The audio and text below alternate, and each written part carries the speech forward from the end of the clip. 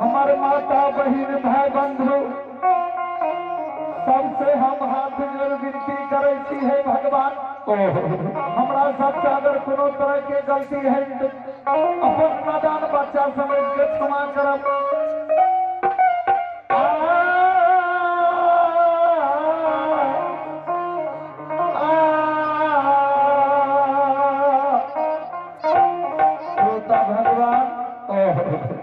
सबसे पहले हम अपन परिचय दे रहल छी। बता हमर घरिया की नाम छी। हे हो श्रोता गंगे भगवान श्रोता भगवान हमर घरी इंद्रपुर कविलासिया नाम हमारे दानी धर्मराजिया श्रोता भगवान जैसे हमारे श्रोता भगवान भाई बंधु हमारा जे श्रद्धा पूर्वक भाव से खोजैया हुनका जेहन जे श्रद्धा करैया हुनका वही भाव से हम मिलै छी। भावे के भूखल छी भाव के भूखल आय श्रोता भगवान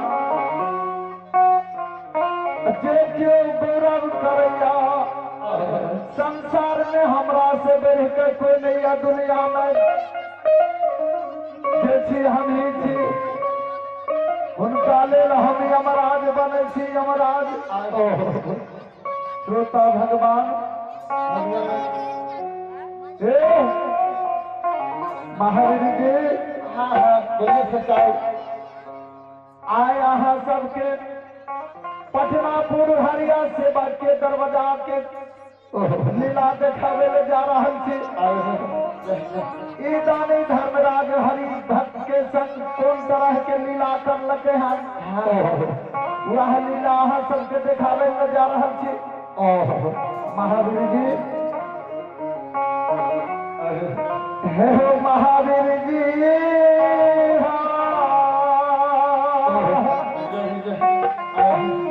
बहुत दिन बीत गए इंद्रपुर कविलास में मन ही मर्द भुवन जाए तो मर्द भुवन अपन आई माया के लीला के फैलाव तो माया के लीला विस्तार कर तो आई मन हैया कि पटनापुर चलतो हरिया सेवा के वचन तना रहिए बरेला चरमा रे हो भक्त एक न एक दिन तोरा दरवाजा पे बाप आज चलियो हरियो सेवा के आए अपना धर्म तराजू पर तोलबे अपना अगर धर्म के तराजू पर वो जन्म आबि जाते हुनका बह पकड़ धर्म सागर पार कर देवे। अगर नहीं पहचान करला हे हो गोरा